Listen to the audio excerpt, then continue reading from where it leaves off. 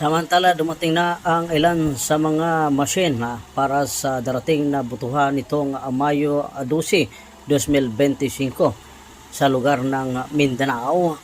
At nakalap natin na balita mula sa ating CCN Patrol, itong Sinaim Bacaraman ay dumating na sa kanilang lugar ang machine para sa eleksyon.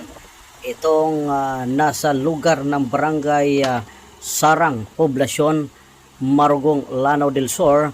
Dumating sa kanilang lugar alauna ng hapon at ito ay kanilang sinubukan ang nasabing machine para sa ihanda nila sa darating na Mayo 12. Kanilang natapos ang nasabing pag-aayos ay alas 5 ng hapon sa nasabing barangay.